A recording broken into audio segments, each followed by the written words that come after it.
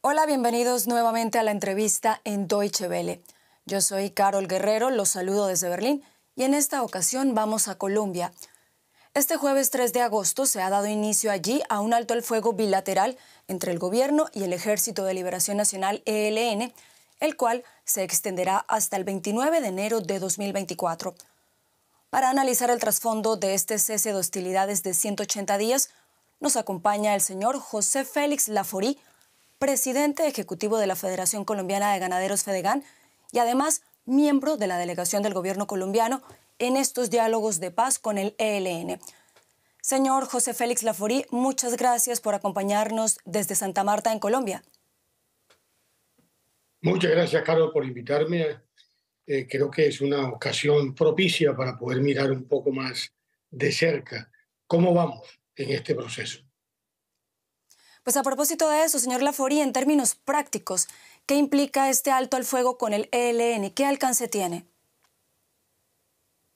Pues mire, yo creo que es un punto muy importante, por varias razones. La primera, porque el Ejército de Liberación Nacional nunca antes había logrado firmar acuerdo alguno con 7 gobiernos, con los cuales intentó avanzar en un proceso de negociación.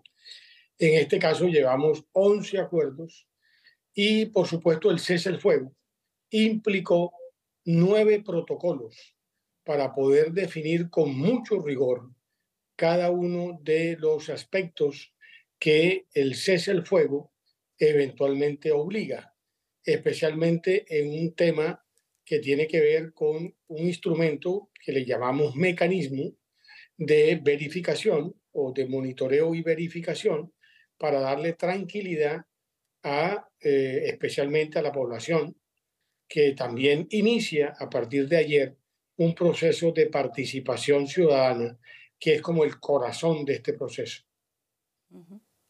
¿Y qué tan optimista es usted con este alto al fuego? ¿Cree que la naturaleza, digamos, federativa del ELN puede ponerlo en riesgo? Pues mire, yo creo que por lo pronto vamos bien. A veces uno trata de hacer conjeturas sobre qué va a suceder en una serie de hipótesis sobre las cuales no siempre se es asertivo.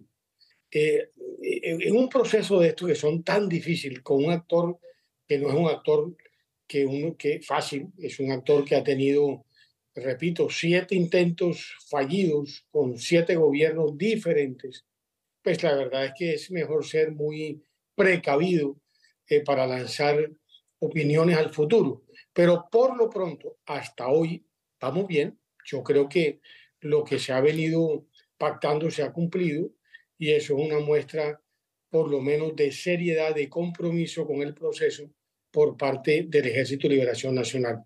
Tiene usted razón en que esta es una organización federativa. Alemania, por ejemplo, estuvo muy presente en las primeras conversaciones en Maguncia y mucho tiempo después se ha intentado en otras ocasiones y sin embargo no se ha podido.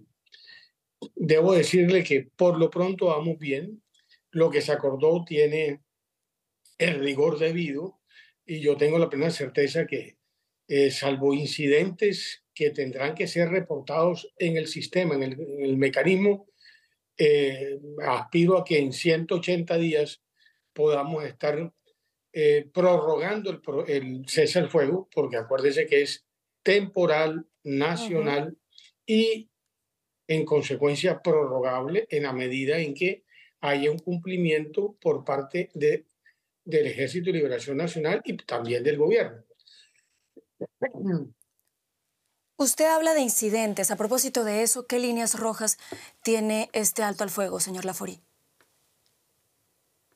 Pues mire, yo creo que aquí lo primero que hay que tener en cuenta no solamente son lo que se denomina operaciones ofensivas, es decir, entre la Fuerza Pública y el Ejército de Liberación Nacional, porque quedaron descontadas, es decir, no comprometidas las operaciones defensivas.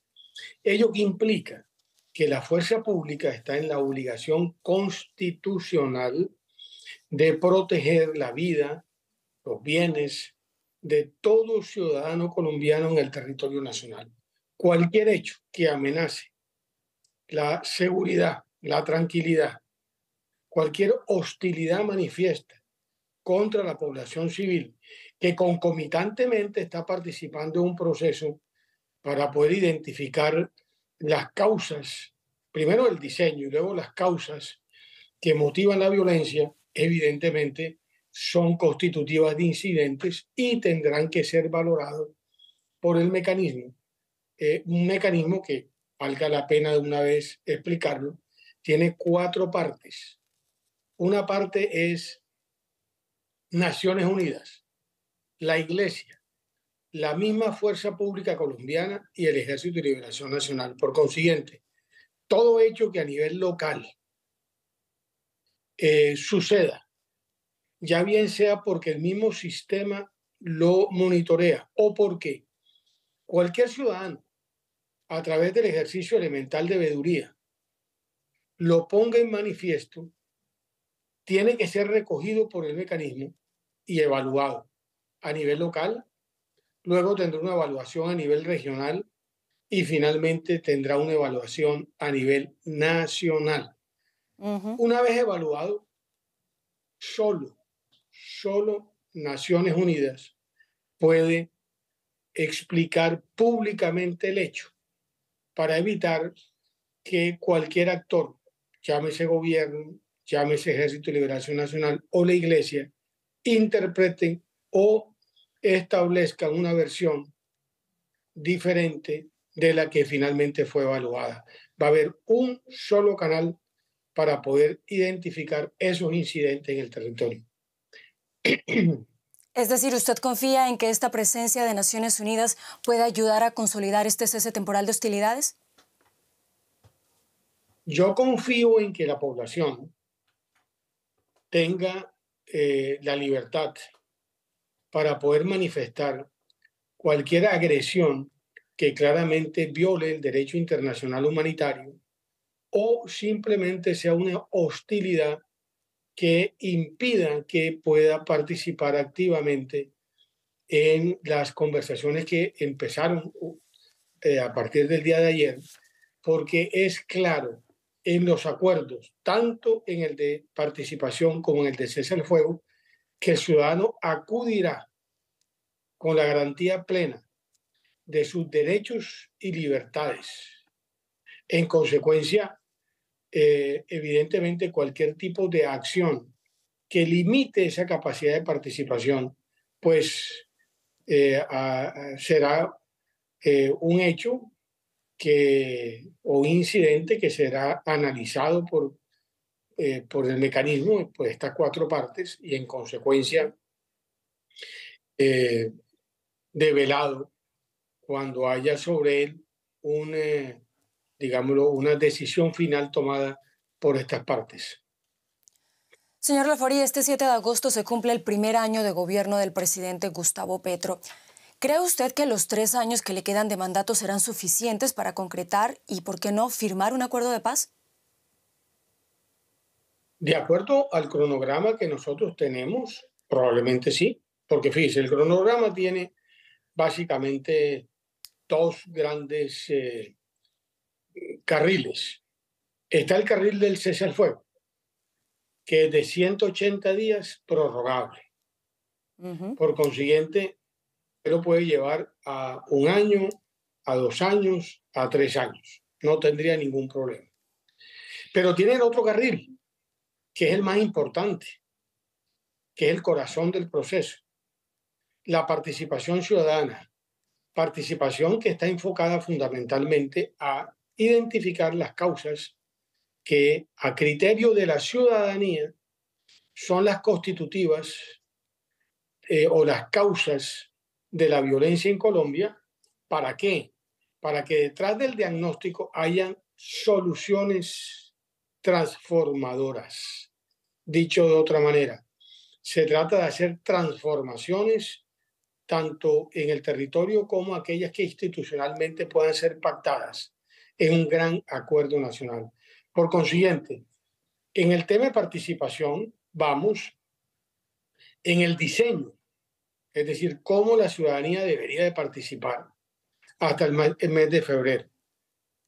Y a partir de febrero hasta mayo del año 25, es decir, un poco menos de año y medio, perdón, un poco más de un año de terminar el gobierno del presidente Petro, estarían ya el conjunto de transformaciones, algunas en el territorio que ya podrían estar en ejecución. Yo ayer lo dije en mi intervención ante la instalación del Comité Nacional de Participación. Empecemos ya, no esperemos hasta febrero o abril o mayo del próximo año para identificar y al mismo tiempo desarrollar elementos transformadores en el territorio. Si eso es así, yo creo que el presidente perfectamente lo podría hacer.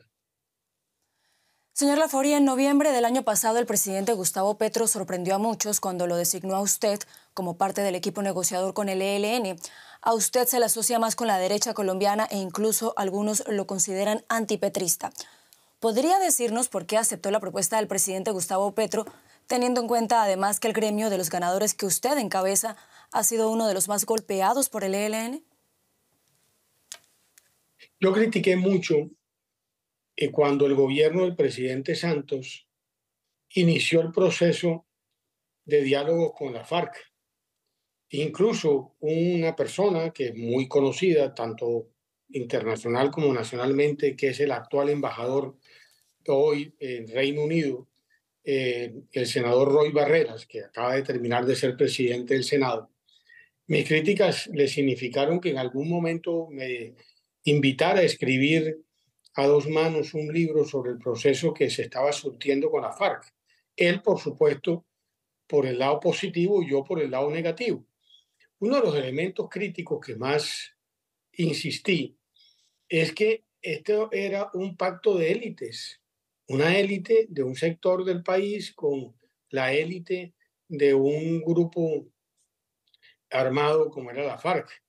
Pero aquí el país no había debatido, incluso cuando lo debatió, perdieron el plebiscito.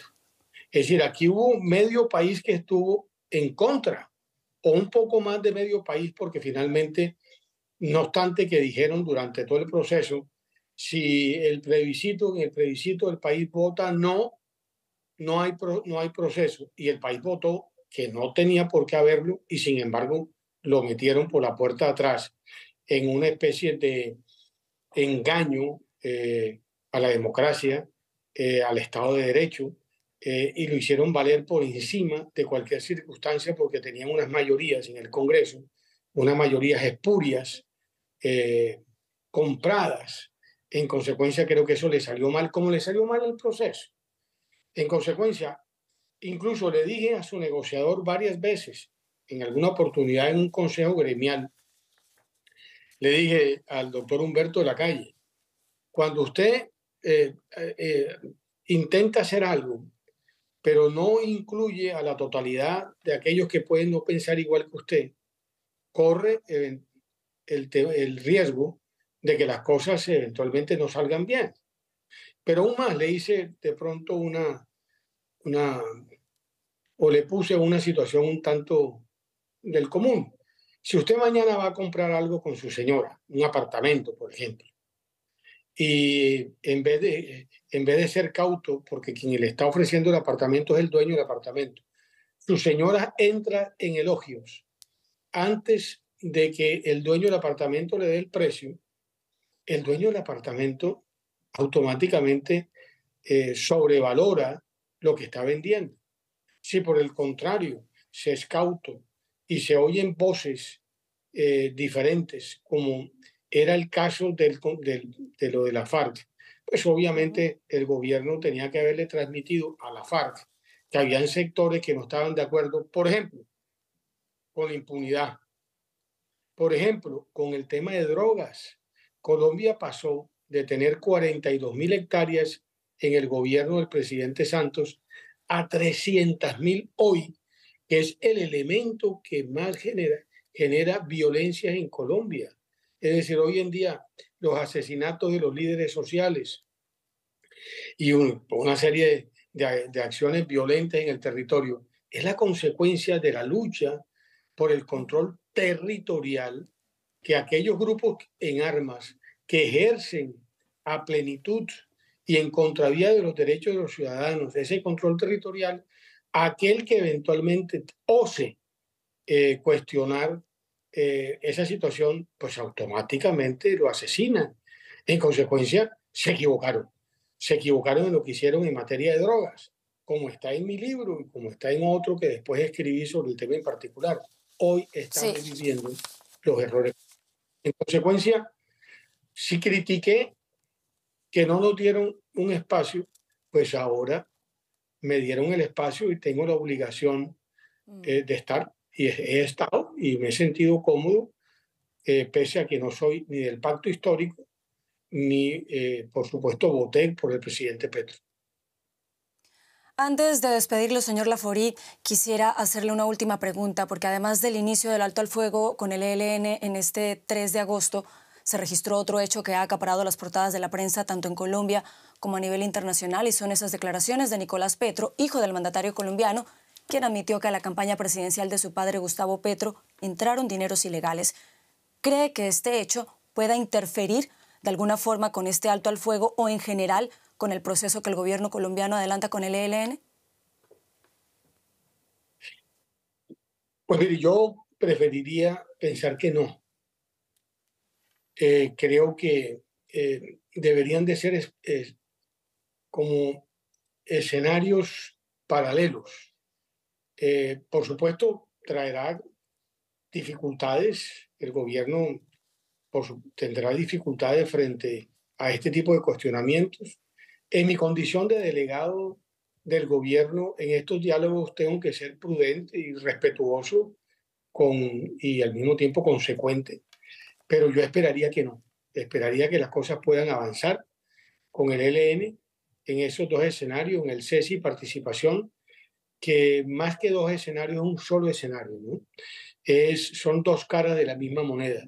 No puede haber participación sin cese y, por supuesto, el cese, en consecuencia, es un requisito sustantivo de la participación.